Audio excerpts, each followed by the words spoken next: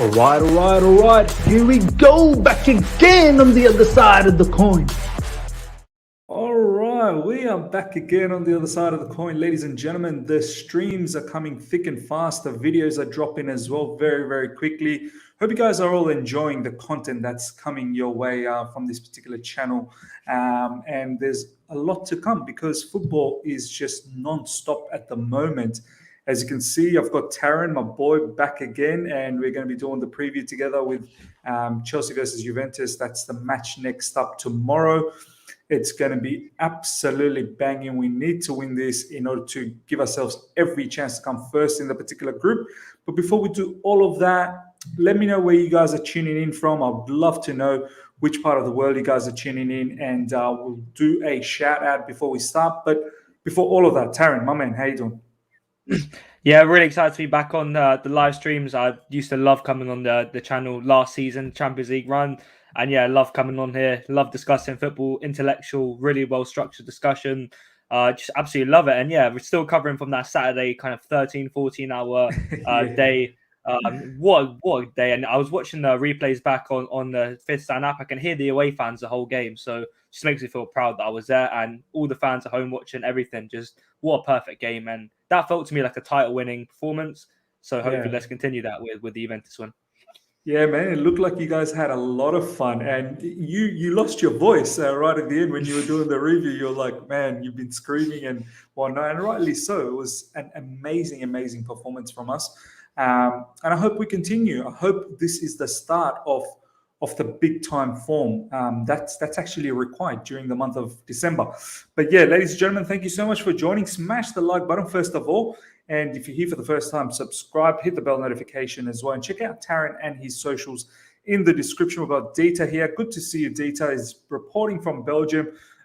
One of the very, very nicest people on football Twitter, and also one of the main fans of this particular channel. So really good to see you, Data. Dita's asking, what time is it in Australia now? It's 6:08 a.m. I literally woke up about an hour ago, just freshened myself up. And I thought, it's timely that we do this preview, and it's good for me. I generally wake up that time anyway. We've got Joey here. Yes, boys, from Kent in the UK. Going to be a game tomorrow as well. Can't wait. Oh, wow, Joey, you're going to be in the game. Hope you enjoy, man. Hope you get the victory as well, and you have a very, very good day, and the atmosphere is buzzing. All right, let's get straight into this. Taron, let's start from the press conference. Nothing major that was said in press conference, but I guess if we want to talk about who's in, who's not, he's already categorically said Kovacic is still out, and we all expected that. I think Kovacic is going to be out for at least another week or so.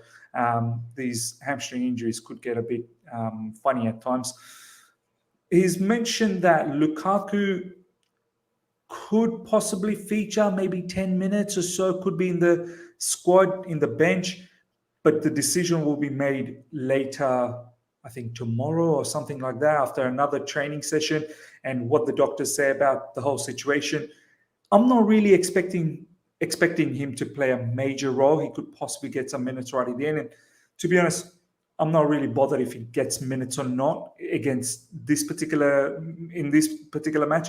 I'm hoping he's back for Man United because I feel like there has to be some sort of a vendetta for him. I hope he gets that opportunity.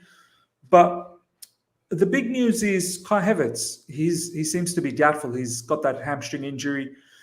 I want to ask you, what's your thoughts about us possibly not having Kai up front and maybe exploring other avenues like Christian Pulisic? I'm thinking Christian Pulisic could do more than a job. I mean, you saw it firsthand against Leicester. What's your thoughts on perhaps Pulisic starting up front? Yeah, Pulisic starting up front. I'll get to that in a second. But yeah, in terms of the injury news, first of all, Kovacic with the hamstring. Yeah, Havertz with the hamstring. You see it a lot with more counter-pressing teams. The amount of workload they go through in the game, the sheer amount of kilometers they run, they do tend to pick up these muscle injuries. And they're not minor. Hamstring injuries do take a few weeks and then maybe some rehabilitation at the end to get back. So Havertz, I wouldn't be surprised if he's out for 3, even 4 weeks. Hopefully not. We saw it with Werner. We've seen it with Kovacic, and it could happen now. But yeah, Christian Pulisic, have it in my notes actually ready for the lineup discussion. He has looked really, really good in the forward areas for the USA and Chelsea recently. He's been making these really, really smart forward runs. There was a few times where We had a few offside goals against Leicester. He was making these sharp runs in behind. The USA header, he made that dart run into the box and scored a great header. Clutch goal as well, man. Clutch. Exactly. And he's making these great runs, which is what my issue was with him before. He just always wanted the ball to feet, but now he's making the runs in behind. So, yeah, I'll get into why that could be a real genius stroke later on, but I'm really excited to see Pulisic back and hopefully back to his 2019-20 season best. Nah, 100%, man. I'm actually buzzing. Hopefully he starts. And as you said, we'll have more of this discussion when we do the lineup. Some people were saying perhaps Ziyech, Mount, and Callum up front. Just quickly on that thought. I mean, Ziyech was buzzing when he came off the bench against Leicester, but and he could possibly play in the middle. And it's going to be a fluid front three anyway. It'll be sometimes Mount in the middle, sometimes Cho. But I tend to favour Pulisic. And Thomas Tuchel has some really good praise about it. There's a video that's flying around in social media and football Twitter where he was saying he could play as a false nine, he could play as a double striker, he could play as one of the inside forwards, he can play anywhere up front, really. And he even mentioned in Dortmund he played as a wing-back as well for him. So if it was between Ziyech and Pulisic through the middle, would you say Pulisic's pace and his movement probably tips him a little bit ahead of Ziyech in that particular situation? Yeah, I would probably say the dynamic of Ziyech, Mount, and Callum. I don't really understand it too much, to be honest. Last year we saw Ziyech, Mount, and Werner a lot because we have two players who like the ball to feet, the one to run in behind, similar to Christian Pulisic. He'd like to run in behind, but I don't really see that kind of pacey play who'll make the runs off of the last defender, who'll stretch the plays. They all kind of want the ball to feet. You know, Callum likes to dribble. Ziyech, I'll get into him in a second, and Mason Mount likes the ball to feet. And Hakim Ziyech, I actually thought he was absolutely superb in that game against Leicester when he came off the bench. Watching it like stadium, watching the highlights back, almost similar to Riyad Mahrez in the way he was picking up the ball in the forward areas, taking players on and committing players forward. This is what I kind of wanted from Ziyech. He always wants the ball wide so he can whip it into the box. He always likes to have the ball to feet, but he needs to be more direct in the system if he wants to get game time. We can't rely on individuals to just put the ball into the box and we'll go from there. We need players who are going to commit defenders and get forward. And he was going one-on-one with Soyuncu. He was getting into great areas. He was whipping balls into Pulisic. It was a really, really promising cameo, and he looks up for it. This international break could have done wonders for him. I saw a report, I don't know if it was from Tuchel or someone, but they said that during the international break, Ziyech was absolutely superb, and he was really staking a claim to make his way back into the team, which is fair enough. So, yeah, I would say Pulisic would start over Ziyech for me purely because of Pulisic scored the goal. I like the dynamic of Mount, Hudson-Odoi, and Pulisic. I think we have players who like the ball to the feet. They can run off. We have a lot of technical ability there. And like I said, I'll get into it more in the lineup discussion later, why I want typical players starting. But yeah, for this game, I think Ziyech can come off the bench, make a great impact again. And we know so far this season, he hasn't done enough to maybe stake his claim to start. He's been quite lethargic in performances. He's not done enough. But I think he will make a claim for the team if he comes off the bench and provides an impact again. No, you're absolutely right. I've been saying, it's time Ziyech, he shows that impact off the bench first and really tries to claim back his position to start. We can't just be offering starts. I know he played really well against Leicester, but he needs to do that on a consistent basis. And then, hopefully he starts. All right, let's get into this game. As I said, there wasn't too much else in regards to the press conference. That was probably the more of the important sort of news that we needed to talk about. Looking at the table, Taron, Juventus on top, 4 out of 4 wins, 12 points, goals 9, goals away 2, goal difference of 7. With our only loss in this particular group has been against Juventus away from home. Let's talk a little bit about that, Taron. For me, that match was so difficult to watch, as you can remember. They were just sitting deep. They just shut up shop. We were static. We weren't creative enough.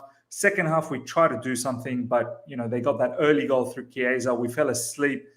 First of all, Taron, how much did that defeat and that was off the back of Man City as well. How much did that kind of hurt? Because us Chelsea fans, we pride ourselves, champions of Europe. We're looking to beat Juventus that particular game and have that bounce back from Man City. And Juventus at that particular point weren't really looking good. They weren't really playing well. I think in recent times they've been doing all right. We'll have a look at their form very soon. But just on that initial part, Taron, that match, did that leave a sour taste for you? I feel like we were tactically outclassed in that game, which was really, really hard to say because every single game we've seen under Tuchel, we've come off in the reviews on Football Twitter and said Tuchel has done an absolute masterclass again. He's gotten the best out of the manager. He's really produced a great tactical kind of discussion and he's made our team absolutely dominate the opposition. But in that game, I feel like Juventus kind of read us exactly what we wanted to do. They prevented us from getting forward with their low block and their counter-attack was absolutely dangerous. They really looked like they were better than us on the day. After that City game, I wanted a response. I wanted to go out in Turin and absolutely defeat Juventus, who didn't really have the best start to the season. I thought we could definitely do a number on them. And yeah, it was a really frustrating game. You know, we struggled to break down a low block, which again screamed the Sarri season, the Lampard season, even at times last season. And it kind of brought me back to all them bad memories back into one, just playing long ball, whipping balls into the box, just crossing and hoping. And I felt like that game was actually really important because it was a massive turning point in our tactics in terms of our wing backs. I've become inverted wing backs since then. In that game, Chilwell, I think it was Azpilicueta that day, were very, very wide. They were just staying wide. They were just trying to cross it in. But now we see rotation between them. We see our attacking mids getting wide. We see that. And I saw that in the Southampton game right after where they were rotating. Chilwell was making them a better runs and Hudson-Odoi was quite wide. So yeah, it was a really, really sour game, really, really frustrating game. But I think that was the turning point to our really, really stellar run of form and our great, great form in the league. And yeah, I feel like this game, we will completely blow Juventus out of the water and we will show how much we've come since that, I think, 2-3 month period. No, 100%, and you're right. From after that game, we've pretty much took it on, and I don't think since that particular game we haven't lost. That was our last loss. So since then we've been quite scintillating, and one disappointing draw in the middle with Burnley, but it is what it is. Overall, we've been very, very good. Let's now talk about this particular game. I mean, Taron, for me, this is all about revenge. We need to get one on them. They showed us in their home ground, even though it was only 1-0, but they just played it well in terms of tactical, from the tactical standpoint. This one, Taron, I really want to beat them. I really do. They deserve to get a good slapping from us. And if you look at the table, Taron, a win is needed if we want to put ourselves into the mix of coming first in the particular group. So not just a win, it's the goal difference as well. We need to try and sort of cover that. Even if it's a 1-0, we still got the game against Zenit.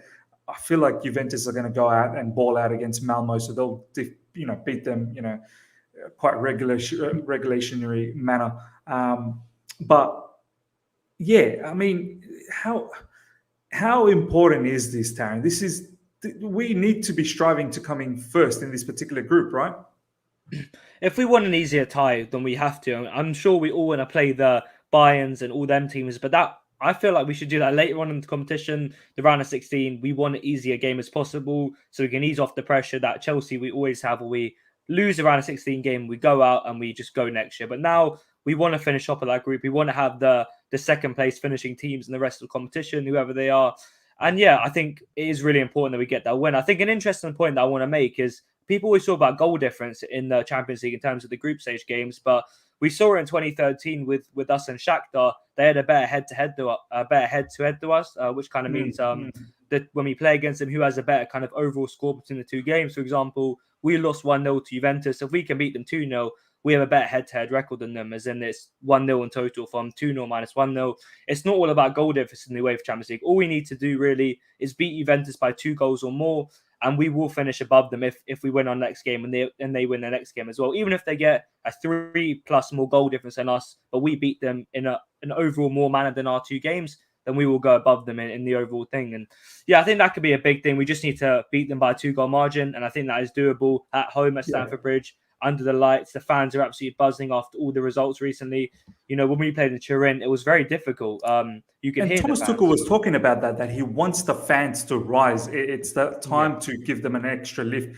I mean, Taron, you've been to quite a lot of matches in recent times. Do you think the fans are going to be electric? I think 100%, even for the Malmo game at home, which is still a massive game, but obviously Juventus are a much bigger team than Malmo. It was absolutely electric at the ground. The Matthew Harding stand was buzzing. All the stands were buzzing. There's something about that Champions League night with the floodlights, with the Champions League anthem, with a big European giant coming to your home, into your backyard, all these top-class players coming here. It does kind of rise up the fans a little bit more. And yeah, I think that could be a big factor. But like you said, revenge. I'm 100% wanting revenge for that game. like we said, it was painful. It was really, really hard to take, losing to Juventus when we wanted to stake our claim as European champions. All we need to do now, win by 2 or more goals, and everything will be fine. We'll forget about that, and we'll go into our last game in a good state. No, man, absolutely. Let's talk a little bit about this Juventus team. I mean, how we kind of expecting them to play. But before we all sort of get into that, Taron, this is their recent form that's been happening at the moment. So they beat Lazio 2-0 during the weekend, Maurizio Sarri's Lazio. That was actually a very decent victory, to be honest. 2 goals from Leonardo Bonucci, 2 penalties as well. Let's have a quick look at their starting lineup, who they, pretty much set out. Chiesa up front, Morata, Rabiot, McKennie, Pellegrini, Quadrado, Locatelli, De Ligt, Bonucci, Danilo. Playing with 3 at the back, looks like, and with wing backs, and obviously Szczesny as the goalkeeper. Let's have a look at some of their other previous results as well, meanwhile. So 2-0 against Lazio, 1-0 against Fiorentina, 4-2 against Zenit. They lost against Verona, 2-1. They lost against Sassuolo. So, look, in recent times, before the international break, they've actually had a couple of losses and then a draw against Inter as well. And just before the international break, they obviously beat Zenit and 1-0 against Juventus. I mean, it looks like a bit up and down form, Taron. Are you worried as well? And there's some injury concerns with Dybala. I don't know if there's any other players that's injured, but I can see that Paulo Dybala is still, is going to be missing out on this particular match. And ladies and gentlemen, let us know if you know any other injury news for Juventus. That's the only one that I can see, Paulo Dybala. Taron, what type of game are you expecting from Juventus? Sitting deep again, or they're going to try and come at us?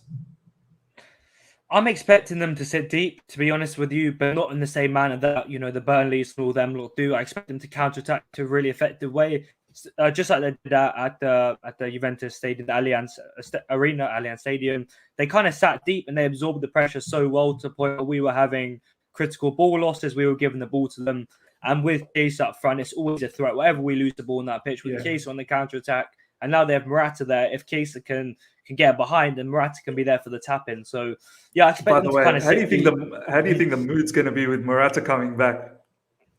I mean, he didn't really do anything bad, to be honest with you, but honestly, one of the most annoying strikers I've seen for 70 million pounds. Just, do you reckon he's going to get cheered on? Do you reckon he's going to get the booze? I actually reckon he'll get bantered a little bit. We didn't really have any chance of Morata, so maybe just a bit of banter here, there. Every time he gets the ball, some strange things to say when he left Chelsea, right? He was like, I wasn't happy, mentally wasn't feeling. I mean, look, I completely appreciate the mental side of things and whatnot, but him publicly coming out quite a few times saying, he didn't enjoy being there and whatnot. Crowd will not take that easily, right? I don't actually know, to be honest, because like I said, I don't have any kind of beef with Morata. Maybe just his comments weren't that bad compared to like Conte and other people who've left the club and had crazy things to say, like Courtois. Has he really said anything bad? But Morata, I think, he didn't do anything wrong, but then again, he was an absolutely bottom material replacement for Diego Costa, to be frankly honest. That was going from a prime unicorn to like a little sheep, just absolutely prime unicorn, the man said. I definitely think just called Diego Costa a unicorn. Hopefully he's not watching the stream. He'll come for me. But I mean, I'll just talk about Juventus a little bit now. I think, 8th in Serie A. They've been so inconsistent this season. They started off, I believe they were 15th or 14th in the table. And that Chelsea game really, really rolled them on to have a good run of form. The Sassuolo and Verona games were kind of minor bumps in the road. Apart from that, they've been winning games. The Lazio game at the weekend, like you said, was a really, really dominant performance against a really strong Lazio team. Managed by our ex-coach Maurizio Sarri, so then again, it's not easy to dominate Sarri ball, but they did that really well. Bonucci, 2 penalties, quite weird, but then again, they dominated it really well. And I think the interesting point to make is they switched to a 5 at the back in that game, which is quite dissimilar to Max Allegri, who's like stick to a 4-4-2 diamond. But I feel like they were practicing for this game at the weekend. They played Adrian Rabiot and Juan Cuadrado as fullbacks, which makes me think they're going to match us. They're going to try and match everything like they did in that game in Turin. They're going to try and get up to us, try and make man-to-man, stop our players from having room to roam. But dissimilar to that, in that game, like I said, we had wide wing backs. It was so easy to get man-to-man, stop us from going forward. Now we have all these kind of clever rotations with our fullbacks going in, our wingers getting wide, and it could be much more difficult to deal with. But they've had an okay season. I wouldn't say it's been anything good. You expect way more. Allegri just come back and tried to pick up the pieces that Pirlo left. It's not been difficult. It's not been easier for him losing Ronaldo as well. Losing Ronaldo a few years ago, it was actually the season. It must have been difficult to compensate for all the goals that they lost. But De Ligt has had a world-class season. I think people are talking about Chiesa a lot as a main player. We saw in the game in Turin, De Ligt was so good against Lukaku and Havertz, and he's been really up to his Ajax potential, I'd say, this season. And he could be difficult to kind of play against. And you mentioned some of the injury news there. Dybala looks like he'll only be fit for the bench, which is great for us. But then again, he could come off and cause an impact. They're missing Ramsey, Danilo, Benedetzi, who played against us, Giorgio Chiellini, and De Siglio. So big losses for Juve. Chiellini's missing, huh? That's a big loss for them. Chiellini's missing. And if you see the lineup for the Lazio game, I don't believe Chiellini was in there. It was Bonucci, and someone else. Yeah. And that's a big loss for them. We know Chiellini from the Euros, from the season. He still has it as reading the game defender, but that's what I'm saying. De Ligt needs to step up again. Hopefully he doesn't. But it could be a banana peel, but I believe we can get through and defeat this team. No, we have to. It's a must win. That's how I see it. If we want to do, as I said, if we want to come first in the group, and I think it's very important. Although, look, it doesn't really matter whoever we play in the second round. They're all quality teams at the moment. Someone like Barcelona could be coming, second. So, and few of the other teams, very, very strong teams, could end up coming second. And good luck to the teams that come first, because you could end up meeting someone really, really tough. I want to read out a couple of these comments. Robert here, who's actually a Man United fan, but also watches Juventus, so he's a Juventus fan as well. Very up and down from this year. A lot of players in doubt of injuries. Chelsea should breeze this. This is coming from Juve fan. Aloisi is saying, also, Ms. Allegri has changed 3 at the back tomorrow, so we could match up tomorrow. Yep, absolutely. This is what Taron was talking about. Jonathan Gitro, Ms. I don't think Morata didn't do anything bad, but I was just pissed because I could see he gave up compared to the likes of Timo, who had bad patch, still ran his socks off. This is an important point, right, Taron, that this is the mentality between Morata and Timo. I think I feel like Timo still is having great, goal contributions in terms of assists. Every now and then he's chipping with a goal as well. But the biggest factor with Timo, and you are one of the biggest advocates of Timo Werner, Taron, it's his attitude over Morata. If we were to compare both, at least Timo never put his head down. He continues on, keeps working hard. His attitude for the club is so fantastic, never in any sort of controversial situation or any news. But Morata, he would sulk. He would have his head down. He looked like he didn't want to be there. Would you say that's probably one of the most distinct difference between the two? 1,000,000%. Like you said, I'm a massive advocate for Werner, and I do appreciate players who work hard, who play for the badge, that many players would do anything to even wear for one game. Timo, every time he gets on that pitch, even if he doesn't play well, he will keep running. He'll keep chasing the opposition down, and he will do his best for the team. Amount of offside calls he got last season, the amount of bad decisions where he was given goals taken, where he kept going and he never gave up and he kept doing it for the club. Compared to Morata, when things weren't going his way and things weren't going right for him, he was missing sitters, which was really a normal thing for him. He just sulked. He didn't try his best to get back into the game. He kept kind of missing silly chances again. Then he would stroll around the pitch and then just get subbed off, which was quite frustrating because we knew the talent he had when he first came in. He scored the hat-trick against Stoke. He scored that great header against Man United. We knew he had it in him. But it was just frustrating to see that he wasn't really putting everything into the badge. Even in the Sarri season, he was given a lot of love, I'll say, backing by the manager. Sarri didn't go out and buy a new striker. At the start of his reign, he just had Giroud and Morata, but he stuck with Morata, he believed in him, and then he had to go and get Higuain in January. So, yeah, Morata, it was always a curious case of why he didn't succeed at Chelsea. For me, it was down to, like you said, his issues he had, his personal issues, and that kind of led on to his work rate and the fact that he wasn't running for the team. So, yeah, definitely that's a really good point that, Morata could maybe get a bad reception because of this particular point, but we don't really know what was the cause of this issue because right now at Juventus, he's running a lot, and for Spain at the Euros, he was running a lot as well. So I'm not quite sure what is. Yeah, no, absolutely, man. This is a very interesting comment from Ayub. We love the other side of the coin. So we've got one side we've heard. Now we're hearing the other side where Ayub is saying, Bro, I don't care what anyone says. Morata was way better than Timo for us. Morata had technical ability and the ball didn't just bounce off him. Timo relies on pace and can't beat a man awful Morata greater than Timo. I mean, you're just looking at the footballing sense of things. There are other factors that are very important in terms of attitude, mentality. Morata might be technically fine, but it was too difficult for him to find confidence. When he was down, he was down. Like, the man was just down. Whereas Timo, at least when he's down, he still fights his way out of it. So you have to consider all facets of football, not just this thing that, oh, he's technically better. If you have him in your team, Ayub, and he's sulking and his attitude is poor, are you going to play him? He does not want to play for you because his attitude is not there. So you have to think about all of these things. Very, very important. Ladies and gentlemen, we've got nearly 50 people live right now. Smash the like button straight away. We're going to start doing the formation and the build up, the lineup very soon. We've got, as I said, nearly 50. Get the likes up to 50 straight away. We're only 29 likes away from 50. So let's get that. You guys are going to be enjoying this stream. Lots of comments coming through. So smash the like button, get it to 50, and check out Taron and his socials in the description. Just quickly on that, Taron, you doing any of the Perfect Hat Trick podcast lately or what? I've actually taken a back seat on that one right now. I'm working on a few other major products. I'm on the radio station, the biggest Nigerian radio station, doing stuff like that. And yeah, I have a really exciting podcast coming out on Spotify soon with a few other people at my college, which we called Questioning Sport. I can send you the link to that very soon, Miz. Just regarding a 2-minute kind of, just a 2-minute kind of short, snappy podcast regarding loads of different sporting topics. And trust me, that it has potential to go really, really far, that particular podcast. But yeah, right now, just kind of vlogging, doing stuff, enjoying going to the games, having a great season, helping out the channel. So yeah, not much for brilliant now.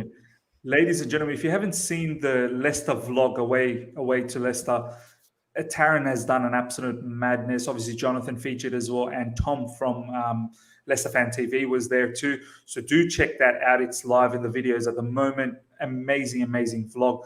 Taron, let's get straight into this. Meanwhile, guys, keep smashing the like button. Get the likes up to 50 straight away. Taron, let's do this particular lineup. This is where things are going to get very tasty, exactly how you want things and why not. Start from the back, as always, we do. Taron, I'm going to let you have the goalkeeper and the back three. Who are you going with? In goal, Edouard Mendy, obviously. Kepa could get a claim if we go through with a win. He could maybe get the Zenit game, not quite sure. But yeah, for this game, Mendy, obviously, not much to say about that. In terms of the right centre-back, I will make one change to Saturday. I will bring in Andreas Christensen on the right. Just got an interesting stat as well to bring up here.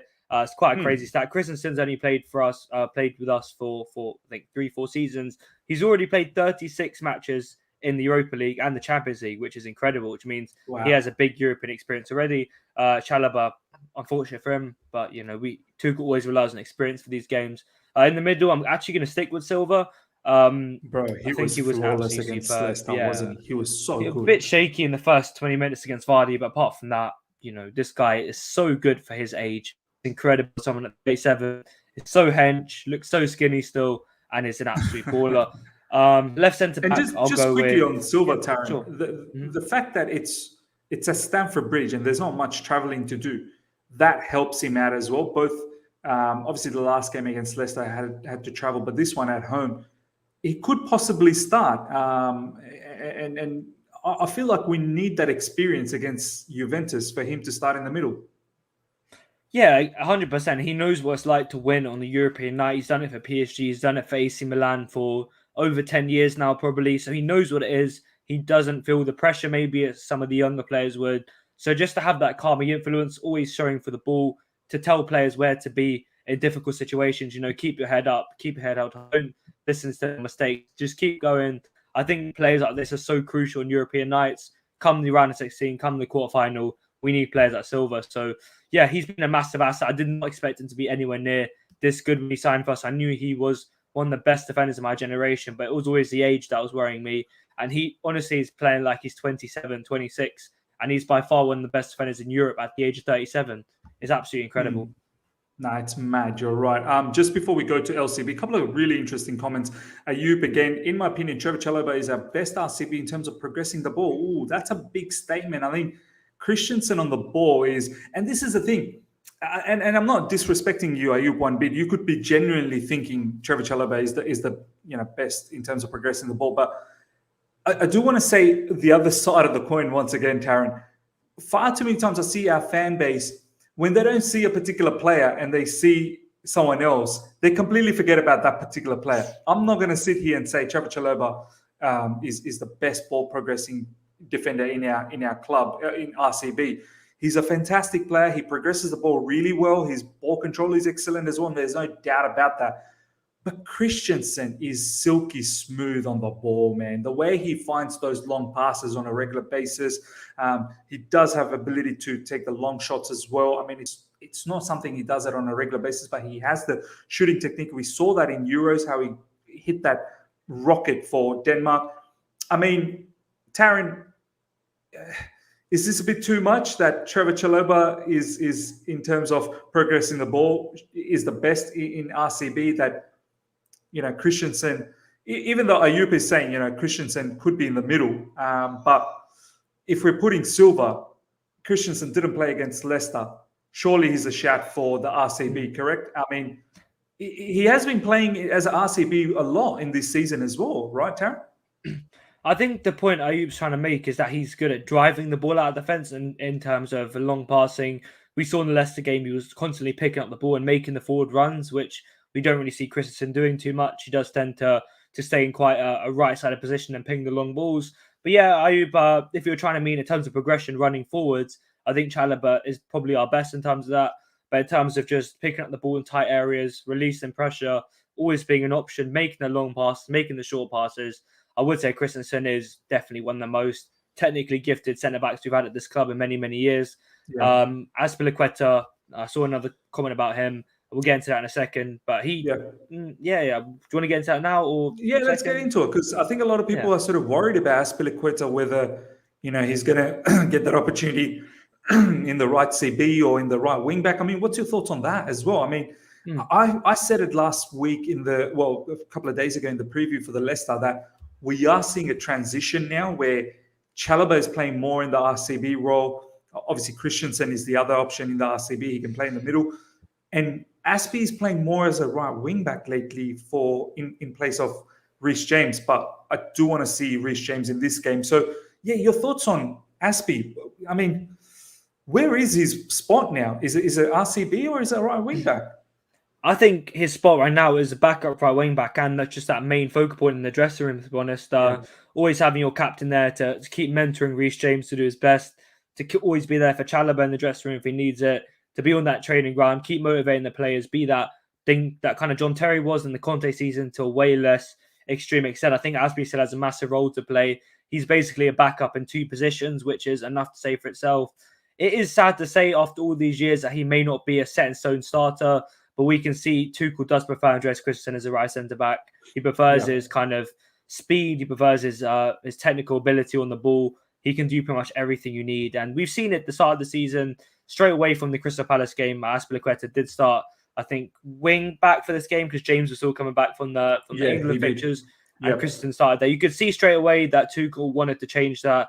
And what can you say about that? Azpilicueta still has a massive role to play in the squad, like I just said. But right now, Reece James is absolutely undroppable. You literally couldn't drop him for prime. He's scoring goals, assisting goals. If we drop him, then we're dropping someone who's vital to our goal contribution. And he's astute defensively as well. He's not putting a foot wrong. And Andreas Christensen's not putting a foot wrong either from right centre back. So there's not really much Aspie can do apart from just stay there, keep his head held up high, and be that main leader in the dressing room. But it's a curious case, like I said, and the comments probably won't agree with what I have to say, that he might not be a set-in-stone starter purely for the love that we have, how he's been playing with the blue flag flying high for so many years. But right now, you can't really put him into the team, unfortunately, and that's just a harsh reality of it. I want to talk about this particular comment. And once again, Shriram, thank you so much for the comment. And I'm not having a go at anyone that thinks this way. I'm just basically putting out there, just thinking like that alternative option. Sriram is saying, I think Silva will be rested. Rudy, AC, Chalobah. We need quick defenders to stop Chiesa. Taron, I hear this a lot about Silva. We need quick defenders. We need quick defenders.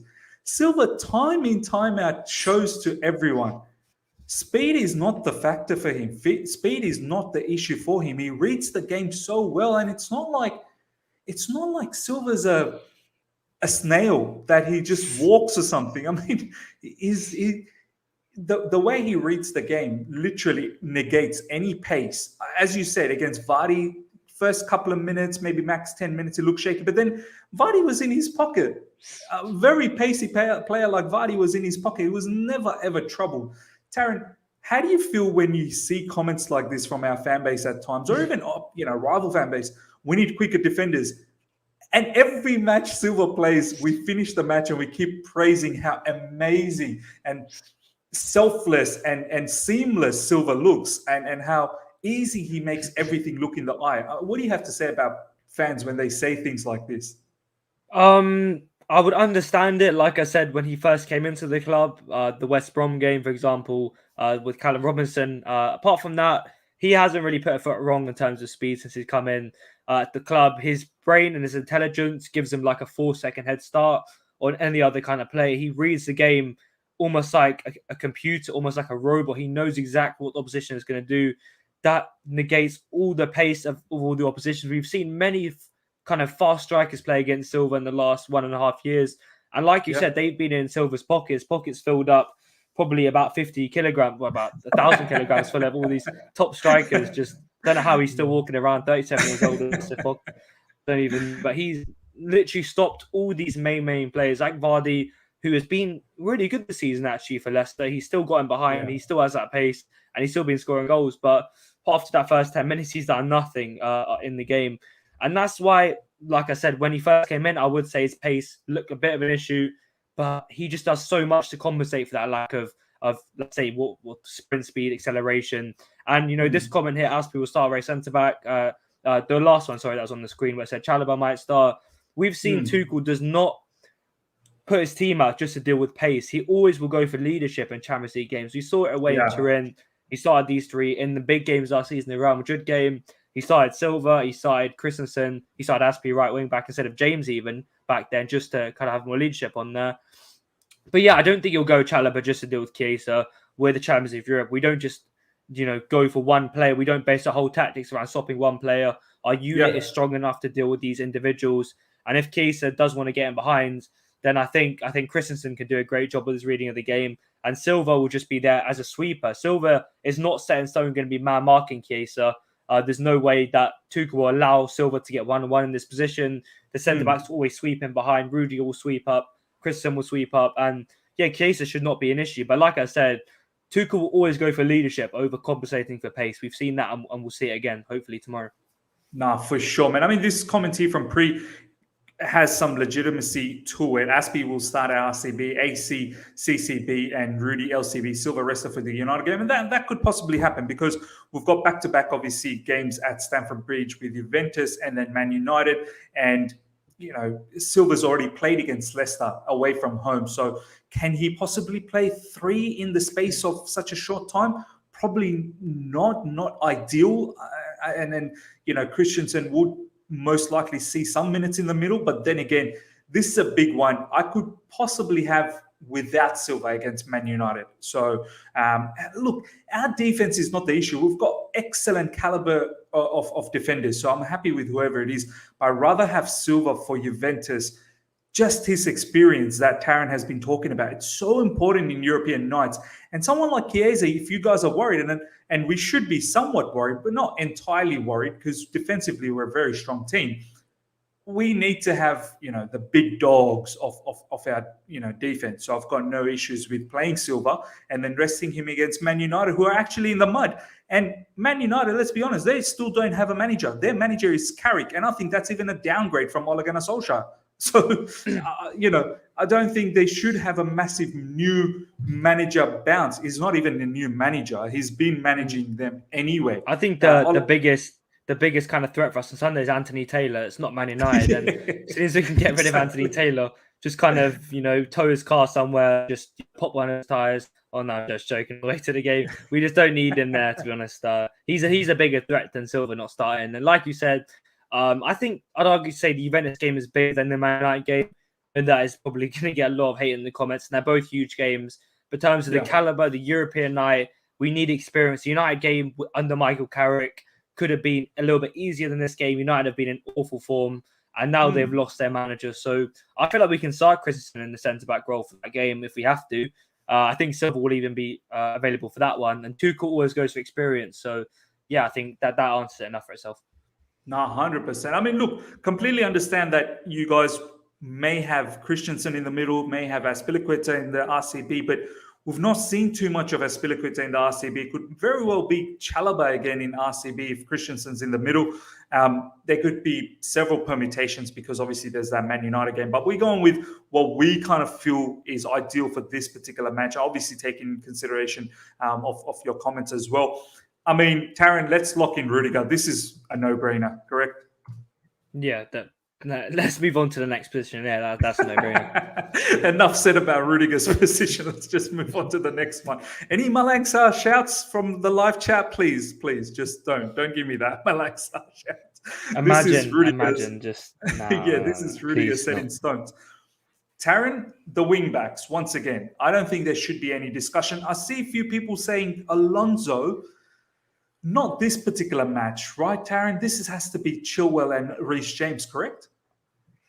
I think, did Alonso start against... Yeah, he did start against Juve in the last game. He did, because Chilwell came back in for the Southampton game and he conceded the penalty. Then he scored that absolute banger of a goal. And you can just confirm on there, but I'm like 99% sure Alonso started wing-back and he was... Yeah, you can see it in the thumbnail there. On the video, you can see him there. Man caught him on the thumbnail. Yeah, you can see. The bad boy was there. I think he got substituted at half time, didn't he? I think so. Maybe we brought on 5 English players, so it might have been. He had a stinker. I remember he had a stinker. Alonso had a stinker. Oh yeah, absolutely poor. And that was the last of Alonso we really saw before Chilwell's resurgence in the team. And yeah, I think the Alonso shouts purely maybe from Alonso, big props and big fans that want him to start this game. But you can't drop Chilwell. You really, if you want to drop Chilwell for this game, I just worry for your Chelsea knowledge because he has to start. He's been absolutely superb as an inverted wing back for us, as a wide wing back. You saw how many runs in behind he made against Leicester. Even though 3 or 4 were offside, he still has the mentality and the hunger to break the last line of defense, to commit defenders and to basically get a whole team up the pitch. And when we have Christensen to play the long balls, Rudiger to play the long balls, and Silva there, I feel like we're going to be seeing that a lot against Juve, getting them behind. I believe who will be playing right back for them. It could be a wingback, it could be Cuadrado probably, and Chilwell can definitely get him behind very well. So yeah, Alonso, he played that game and that was the last of him. And I don't want to see him again, to be honest, for a long time in the Premier League or Champions League. Man, that's hard. You don't want to see him again. Look, I think Alonso will play some games, upcoming games. Obviously, there's the Carabao Cup game that's going to happen as well. I don't know whether in December, Taron, if you know, is there any FA Cup matches that's going to start? Or that starts from January. Yeah, January. But I believe we have a Carabao Cup game against Brentford coming up on the 21st of December, something around the 20th. We have a Carabao Cup game against Brentford. But yeah, FA Cup is just like the 1st or 2nd of January or something like that. Yeah.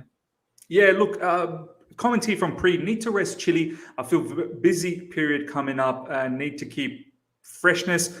I hear you, Pre, but this is a must win, man. Like if we want to come first in the group, you remember how Alonso played against Juventus last time around. Like the Juventus team, we should not take them lightly. They're going to sit back, no doubt.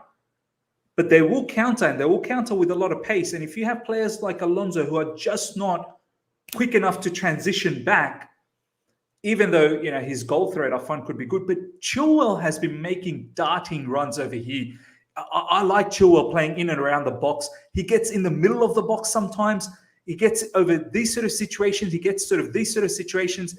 He's creating assists. Let's not forget Chilwell is also putting in the crosses when the corners happen, set pieces. So for me, I need that. Chilwell is one of the other goal threats as well, along with Reece James. So not to say Alonso isn't, but Alonso's overall game is just not up to the standard for this particular caliber of a match for me and for Taron as well. So I hear, Chilwell needs a bit of rest, but I think that rest can come down the track. It doesn't necessarily have to happen now. And let's be honest, Chilwell hasn't played much this season. He literally didn't start this season until like the 6th or the 7th game. So, and that includes Champions League matches as well. So Chilwell needs to be up for this. And I don't think this is an ideal time for him to rest.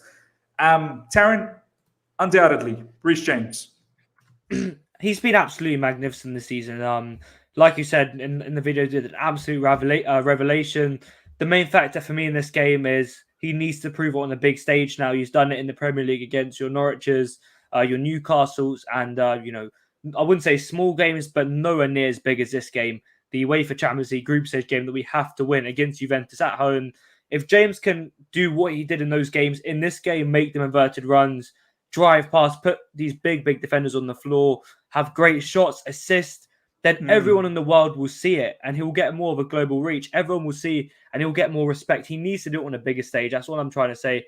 He needs to do it in the bigger games. If he can do that, he's undoubtedly up there in the terms of, if people are trying to compare him to Alexander-Arnold, I don't think he's anywhere near James if he does well tomorrow. To be honest, his defensive work going forward, his physicality. Let's talk a little bit about this, Taron, because I'm a bit fed up with a lot of this nonsense that I'm seeing in social media about how Chelsea play with a back 5, 3 plus the wing backs, and now they're even saying Chelsea play with a back 7 with the double pivot. Like they think this is how we play our football.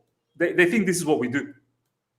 Yeah, they think this is how we play our football. Like, honestly, some of these rival fans have no idea how we actually play. Our wing backs are literally midfielders. The amount of time our wing backs spend in the opposition half is not even funny, to be honest. And this debate, Taron, about Alexander-Arnold and Reece James, let's just quickly touch on that a little bit. Taking nothing away from Alexander-Arnold, he's a top-notch playmaker. He does it week in, week out for Liverpool. But Alexander-Arnold is not a defender. In fact, some of the Liverpool fans say, Alexander-Arnold does it in a back 4. If anything, I think Alexander-Arnold could be a top-notch right wing-back. He probably deserves to play in a 3 at the back. Alexander-Arnold, in this sort of situation here, where he wouldn't have that much defensive, not to say that much, he still will have defensive qualities, but at least he's not going to get found out in a back 3. And it will allow him to really bomb up and down and be that playmaker as a winger. If anything, I think Alexander-Arnold would suit a lot better in a back 3. What's your thoughts? I feel like Reece James is a far more complete player than Alexander-Arnold. Listen, the back kind of, the situation you put there with the wing backs kind of going backwards, that can happen when you're playing at such a high level. You will have to drop back at sometimes. You will have to defend in your own box. You will have to deal with the pressure. Look at Brentford; they're very low down in the league, but they still cause us havoc, and we have to go back into our own box at times to defend against them. So these things can happen, but most of the time, our possession stats are crazy. We're always playing against teams. We're always, making teams drop back into their box. So people say we have 8 defenders. I don't really understand that at all. And like you said, Tuchel said in an interview recently, he sees his wing backs as midfielders. He doesn't see them as fullbacks. They're always getting forward, making the inverted runs, making overlapping runs. And they almost are like 2 extra attackers. And when we have a pivot player running forward and an overlapping centre back, it can even make us even more dynamic going forward than if we had a 4 at the back. So I don't really understand that. And the point you made about Trent, I'd say before this season, saying James was better than Trent, or as a Chelsea fan, I actually wouldn't agree with that. I think Trent is absolutely fantastic. He's with Van Dijk there as helping him defensive cover as well. His creativity going forward, his shooting, his technical ability, his understanding of the game. I think he's one of the most unique players we've seen in terms of right back in Premier League history. But this season, I'm sorry, I can't back Alexander-Arnold anymore. Reece James has added that attacking impetus into his game that we didn't see last year. He's got, I believe, 8 goal involvements in the Premier League, all 9 this season, which is incredible as a fullback, as a midfielder, even what you can say that, as I just said there. He's matching Trent in terms of production, Taron, like goals and assists. He just got an assist against Leicester as well. 2 years younger. And I think as an overall player right now, I'd say James is better than Trent. That's just my take on it. If you don't agree with me, I'm sorry about that. And Trent as a wing back, I I don't know about that because there's always a point that I saw. I think it was Jamie Carragher who made it. If Trent is playing as a right back, you don't see right backs getting pressed as much if you're Liverpool in the Premier League. That allows them so much room to go forward and to push up, to go up and have the space to whip balls in. But when you're a wing back, you either have a fullback or a winger tracking you. So it gives you less room to operate. And Alex Arnold might not have the time. And, people say you should play as a central midfielder. And that point by Carragher was actually magnificent. If you're a central midfielder in the Premier League, you are pressed all the time. You don't have time to operate. You don't have time to ping your balls. And Trent has that freedom of the whole right wing right now when teams usually drop back against Liverpool. So, yeah, James, you could even say that's even more impressive that James is playing as a wing back and producing these numbers, that he's being pressed so high. He's being pressed to a point where he has to break out, use his intelligence and strength and get the goals and assists. So, yeah, James for me is up there and better than Trent right now. And that's what I'm saying in that game tomorrow. If he can do it on a big European stage, when the whole world is watching that game, can people really be doubting his ability and calling him a ready sold right back, whatever they call him on Twitter anymore? I'm not really sure. No, absolutely well said, Taron. Ayub saying, thoughts on Saul, guys? I sometimes see Chelsea training clips and the guy is always on his own. Feel like it was a bad loan and I feel sorry for him, to be honest. I mean, even our admin wished him happy birthday like at 9 p.m. or 10 p.m. yesterday. Like, it's literally like admin just remembered, oh crap, it's Saul's birthday. And I think it was off the back of Saul wishing himself a happy birthday. He tweeted out his own happy birthday, which was quite funny. Let's talk about the double pivot now. I mean, if we're expecting Saul to play, it's probably going to be in the pivot. I can't imagine him playing up front. Let's get into this. Taron, I can't see Saul playing, bro. I really can't. He wasn't even in the squad against Leicester. I've said it so many times. I never wanted Saul in the team. I advocated I never. And I actually got a lot of hate in the streams when I was saying that. And I've always said, players like Ruben Loftus-Cheek or even Ampadu as a fourth choice. We're talking about fourth choice. They probably deserve to get that because, it was always going to be Kovacic, Kante and Jorginho. And then the fourth choice, we can give it to whoever. For Saul to be fourth choice, I think that's a bit too far-fetched. Like, he's not a fourth choice of a midfielder. He wants to be the first or the second choice. That's how it is. So we should have realized that. But I get it, in terms of competition, so on and so forth. But Taron, for you, who's going to be in the pivot? Does Saul get any sort of shout at all? No, not at all, in my opinion. And, that I did say a month ago, give Saul time. It's only October time. But right now, honestly, don't see any how he can get back into the team at all. Like you said, 9 o'clock, he was wished a happy birthday, which is enough to say in itself. The team are basically, even the admins forgot about him. And the admins getting paid, grands a week and stuff like that. So, yeah, that is sad for him. I don't think Sal gets a shout over Kante and Jorginho, who I think should start. They've been so good. They were so good. I mean, in Leicester game, they looked almost back to their Real Madrid form. If you remember the two games they played against Madrid, they were absolutely superb. They were such a dynamic duo. One was holding back, and Kante was absolutely going forward, destroying play, sending Ndidi back to whichever club I think it was Club Brugge used to play for before. And that pivot, we saw it last year. That was the main factor of us winning the Champions League. We know the absolute dynamism, the dynamics there. It's beautiful to watch. And they both have experience in competition. Let's not forget that. We always mention experience. Some people say experience is overrated, but I think for a game like this, Tuchel relies on his big captain leadership kind of players to deal with it. And Jorginho has to start. He knows some of these Italian players as well. He might be able to give some info on the pitch. He might know how to navigate around them and to create chances. And Kante, if he is on his game and he's 100%, for me, the best midfielder in the world, I think it's fair to say that when he is 100% up to his game, 100% match fit, and not carrying these little injuries, hopefully that game, a few games back to back, don't cause another little niggle in his hamstring or something. That's my concern because we've been managing his time, Taron. And just before I get back to you again, Taron, and this is what Jonathan Jitro is saying, Miz, I'm more concerned if we should risk Jorginho because he gets injured. We would have have to play Kante twice a week, which I don't think his body could take. I mean, obviously, Jorginho came off the bench as well, but Thomas Tuchel has categorically said Jorginho is fit. So I fully expect him to play. Kovacic is not fit, and so we're a bit thin in double pivot. I don't expect Ruben Loftus-Cheek to start. He'll probably come off the bench.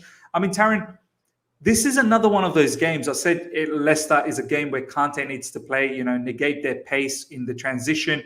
this is another one where Juve will sit deep and will look to counter, and you need a player like Kante to ensure he breaks down play, and he will have that driving sort of runs from midfield as well when there is that transition from defense to offense. How do you feel like knowing that can he manage 2 back-to-back games? I feel like he's very important, and the game he played against Leicester was just sensational. Taron, are you worried at all to play Kante back-to-back? Yeah, I'm worried just because we saw how good he is when he's not injured, when he's so fit against Leicester. That was the prime example. That was a prime Kante performance. Like I said, when he's not carrying the injuries, when he is match fit, he can literally wreak havoc on any team across Europe. Bayern Munich, prime Barcelona, any other team he could do it to. And that is the worry, that we don't want him to be on the, especially almost so light midfield without Kovacic right now. We do have the option to bring in Ruben for this game. We do have the option to bring in Barkley if we need to. It's not like we have to start Kante, so I can't get that. But in terms of the context of the game, when we have Kante available, why do we not start him? We need to get this win against Juve. We need to get ahead of them in the head-to-head kind of record. Yeah. So let's bring him on for this game. If he maybe is not feeling great, as in like tired after about 60 minutes of winning 2-0, why not bring on Ruben? Let's first of all get the job done first.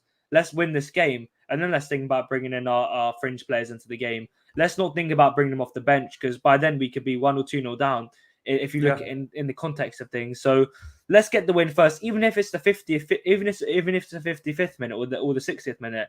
Let's bring them off then bring on Ruben. We can afford to do that right now. Let's get the win, then we can think about it later. So yeah, I can understand that. But he looks great against. There were no concerns whatsoever, which is good. Hopefully no concerns in training tonight, whatever it was, earlier today in the afternoon. There was a lovely shots of the evening shot. Cobham looked beautiful. Hopefully he's fine then. And yeah, we'll go into that. And if we have to make changes, we can. No, you're right. We should be playing in the front foot, to be honest. We shouldn't be thinking about let's bring people off the bench if we need to. We need to go out there with our strongest team and actually put it on Juve and get this done ASAP, as opposed to leaving it for the bench to come in and do the madness. Declan in Ireland, agree with you. Georgie hardly ever gets injured. This is true. He doesn't. His injury record is not bad at all. And as I said, Thomas Tuchel categorically said he's fine. Ladies and gentlemen, before we go to the front three, this is where it's going to get very, very exciting. Let's get the likes up. We've got over 130 people live right now. We've got 42 likes. It will be amazing to get 100 likes for this late stream in UK time, early stream in Australia, and wherever else you guys are around the world. Let's get the likes up to 100. Taron and I would love this. The channel would appreciate this a lot. And you guys know the likes are directly correlated to the growth of this channel. And you guys are enjoying it in the live chat. I can see it. Smash the like. Oh, that's a big jump. Straight away, we got to 50. This is brilliant. Get the likes up to 100 straight away, ladies and gentlemen. This is brilliant. Check out Taron and his socials as well in the description. Make sure you follow him on Twitter. He's a lovely person to follow, as you can see. He's been part of this channel for a very, very long time. All right, Taron, let's talk about the front three. We'll leave the person for up front right at the end. Who are you going to be your inside forwards? Let's start with the left inside forward. Callum Hudson-Odoi, absolutely superb. He's been still, I'd say, his clinicality in the box needs to improve. He misses silly chances. The one from Ziyech where he kind of flicked it into him, really, really silly. And he missed a few sitters against Burnley as well. He needs to improve that. That was criticism from Lampard, that he doesn't have that instinct in the box that we need him to. He makes great runs and he has great ability. But if he wants to be up there with the likes of Salah, Mane, all the top, inverted forwards in the world, he needs to get at least 10 goal involvements for this kind of season, in my opinion. And he needs to be banging in the goals quickly. That's the thing that's stopping him, isn't it? That clinicality in front of goals, that shooting sort of ability. I feel like all the other facets of the game, it's nicely developing. His dribbling, his ball control has always been great. His crossing has been great. His work rate has been pretty good. If he just had that Greenwood-esque style of finishing, I think he then becomes an unbelievable top of a winger. What about, just quickly, Taron, what about that new sensation in Roma, Felix Afena-Yan? I mean, some of the finishing yesterday, wow. I mean, Callum, if he just had that caliber of finishing, wow, he would just go to the next level. I think a combination of them two players will be better than Kylian Mbappe. Obviously not that good, but yeah, that Jean guy is really good actually. Like I tagged you on Twitter. I think I mentioned on Twitter something. That was such a great goal. Wow, absolutely amazing. Born in the same year as me, which is very upsetting. We can see the levels of difference. They finally caught up with me, the 2003 players, in terms of where they've got. But what that second goal, Mourinho is struggling, and he brings on a 17-year-old who seems to be a real talent. So yeah, what a goal! Now, I absolutely agree. Cho for me as well in the left inside forward. Very difficult to drop him now. He's been playing well. Keep the momentum going. And as I always said, for him to be dropped now, it's just not right. And he's fresh, man. He didn't play much in the start of the season. And I know a lot of people saying about he's been playing a lot lately, but we just had the international break as well. So he's had that break. He didn't go on international duty, and he's worked hard in the training. So for me, that impetus from the left side, and we've been looking good with Callum. So I want to continue that on. On the right side, Taron, who you got? This is where it gets a bit interesting. I want to hear who you got over here. I'd actually say this is the more easier position, in my opinion, Mason Mount. I'm glad you came to me for this one first, because the middle one is a bit of a dilemma. There's even 3 or 4 players you could start there. But yeah, Mason Mount, he was incredible for me against Leicester. Many people do you reckon he was incredible? Like, I feel like, yeah, there were facets of the game he was good, but then he looked a bit out of touch. And I've said it in the review as well, that him not playing enough in recent times probably could be the factor. But you starting him, I mean, wouldn't it be wise for him to sort of show that impetus off the bench, or what's your sort of thought process here? Interesting. I'd say many people saw the performances of other players like your Kantes, your Silvers against Leicester, but I thought Mount's performance went under the radar. He was really physical against players. He helped us win the ball. He didn't lose possession often. I thought he did go under the radar. It was a good performance from him, maybe not incredible, but a great performance from him. From his standards, incredible is absolutely out of this world. But that was a good performance by him. I think he can continue this on against Juve, against De Ligt. Havertz did struggle, but if Mount can hold off De Ligt for a little bit, and then we can literally be in against, Bonucci and whoever else they're playing in that game. So I think Mount should start purely for me because I think he is undroppable when he's playing his best. You should not drop Mason Mount. He is a main factor of why we won the Champions League this season. He's had great flashes, the Norwich game, other games where he is an undroppable player in the system. I don't think we should take him out of the game. Ziyech could have been an option there. Like I said, very, very impressed with him against Leicester. But maybe off the bench, Ziyech, he did it well off the bench against Leicester. If he can do it again off the bench, he deserves to start the next game, even in my opinion. And he needs to keep building up because I wouldn't say Ziyech's enough to start consistently in the starts he's got. He's been not great, and he needs to build up that trust from Tuchel, that trust to start games, similar to Barkley did when he wasn't playing great, but he started doing well off the bench. Then he built up a start against some team at home. I think it was Burnley, against Burnley. So I think Ziyech should do that. But yeah, Mason Mount, I think could be crucial. He has the experience of winning a Champions League. He knows what it's like in high pressure games. So yeah, I'd go with Mason Mount.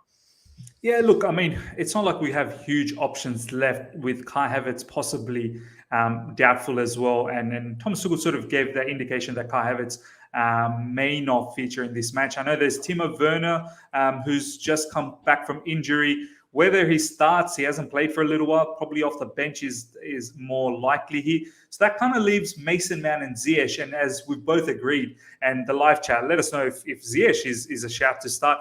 Both Taron and I kind of agreed that Ziyech just needs to keep building from that Leicester, match that he played and keep playing like that off the bench. And then eventually enough, you'll break in again because Ziyech has had starts and he didn't play that well. So just because he had one great performance against Leicester, that doesn't mean we now put him back in. Keep that hunger coming, Ziyech. I love him. Everyone knows that. And I don't mind seeing him off the bench and creating an impact. So that just leaves Mason Mount. And Mason Mount's a player. We need Mason to come back into form.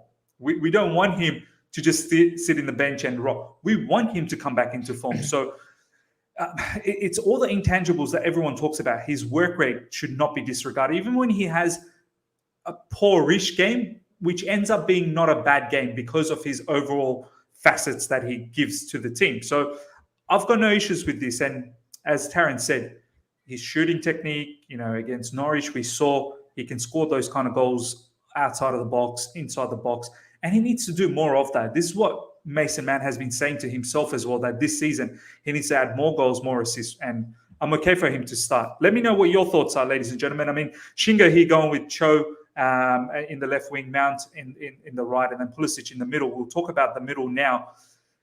Taron, it's time to talk about the person in the middle. Who's it going to be and why? I'll tell you why, and I think it's a valid reason, to be honest. I'm going to go with Christian Pulisic as the false nine. I thought about this well before, and this is the reason why I think this can be key to breaking down Juve. If you remember that game at the... I always forget the same thing. I think it's the Allianz Stadium, not the Allianz Arena. Lukaku was up against Bonucci as a kind of target man striker, but that static kind of play did not work against Juve at all. It did not work in terms of moving them around. We just kind of played too predictable for them. They'd pick the ball up and kind of tackle Lukaku and get it away, and they'd counter-attack us really well. But I feel like Pulisic in this game, he will move them around. If he can drag Bonucci out of position in terms of taking him, if he's man-marking Pulisic, and he can drag him out to the right-back position or the left-back, it can open up space for Hudson-Odoi to pick up the ball in the centre areas. He can pick up the ball, the space, and Mason Mount to pick up there. That was what we were missing in that Juve game, was a bit of kind of dynamism in that final third, a bit of someone who can drag them out of position. That's what we were missing. And if Pulisic's there, Juventus seemed too comfortable in that first game to maintain their line. There was no one to pull them away from their structure. Yeah, that's we played right into their hands, like I said many times in the stream. And then they counterattacked after we lost the ball, silly ball losses. All of our kind of lack of confidence in that game came from how we could not break them down. We got restless. We started giving the ball away stupidly. But if Pulisic is there, he can drag De Ligt here. He can drag Bonucci there. It can open up the spaces for inverted wing backs to dribble inside. It could be a real masterstroke, to be honest. And Timo Werner could do that. But I think he's coming back from a hamstring injury. Let's not throw him back into this game straight away. Let's bring him off the bench. Need to. Pulisic, he's had a great time with the USA. He played superb in that Leicester game. I feel like he could be the key kind of master key to unlocking that Juve defense, which is very stubborn. They're not easy to play against, and we need some kind of pace. We need some kind of intelligence, some kind of speed to kind of buzz around them and move away from their positions. Nah, Taron, absolutely great assessment. As said by Declan in Ireland over here, great assessment, Taron. And I feel the same sentiment. And I think majority of the people in the live chat, once Pulisic through the middle, he's been buzzing since he's come back from the injury. It's like he's got this attitude in him that I need to make the most out of my career right now. As long as I'm fit, I need to make the most out of it, play it like it's my last match ever. And I'm loving it. The impact he had for United States coming off the bench, clutch goal against Mexico. For us as well, against Burnley, he looked very lively. Against Leicester, he looked supremely lively along with Ziyech. And you're right, Taron, the movement, the ability to drag defenders with him and opening space for others to create those goal-scoring opportunities. Chilwell could come in the middle and have an open shot. Players like Mount, as you said, Callum, Reece James could get opened up as well with Pulisic dragging the defenders the other way. So this is very, very important. This quality that Pulisic has, that pace, that aggressive movement, it's so important, key factor up front. So I'm with you, Taron, that Pulisic starts in the up front. I mean, how much are you praying, Taron, that this man, please, just stay fit, man. Just stay fit. Don't get injured, and we should be able to ball out. I mean, does that worry you at times, Taron, when you see Pulisic starting that? Oh, man, I just hope that he doesn't get tackled. I don't think that's possible in football, to be honest. You don't get tackled. It's a contact sport. But yeah, I mean, if Bonucci's coming in and he has that kind of Italian aggressive look in his eye, just maybe move to the left a bit, allow him to just miss the tackle. And same with De Ligt as well, who's quite an angry defender. But yeah, hopefully we don't get scared every time he gets tackled. That's not what we want. We want him to be able to firm these tackles in a tough league, in the Champions League, and use them to get stronger almost, to adapt to it and not get stupid injuries because of a tackle. The last kind of injury that he got was from a really, really bad tackle, to be honest. Really, really awful tackle on his ankle, which could have broken his ankle, to be honest. And that's why he was out for quite a long time. So yeah, I can understand that. But all I want him to do is to drag defenders out, create space, create havoc, forget about his injury, leave that in the past now. Leave your injury kind of story in the past and move on and keep driving to the player you were in the 2020 season. 100%. So well said, Taron.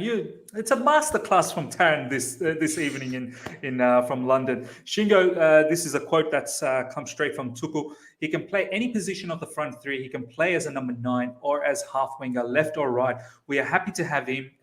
He has a certain quality, attitude, and spirit. I mean, it just kind of gives me the vibe that he could well possibly start this match. We'll see what happens. Ladies and gentlemen, this is the lineup we've gone for against Juventus. Hopefully we do a madness and get this victory. Very, very important for us. Mendy in goalkeeping position, Rudiger, Silva, Christensen. It may well as be Azpilicueta there, or Chalobah, but we've gone with this particular back three. Chilwell, Jorginho, Kante, Reece James, up front, Hudson-Odoi, Pulisic, Mason Mount. Let me know what your thoughts are with this particular lineup. Let's do the score prediction before we go. Guys, we are only 37 likes away from 100 likes.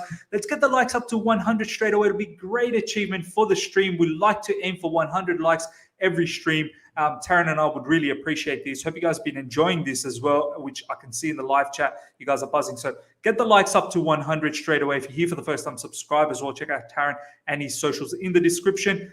Taron, score prediction, my man.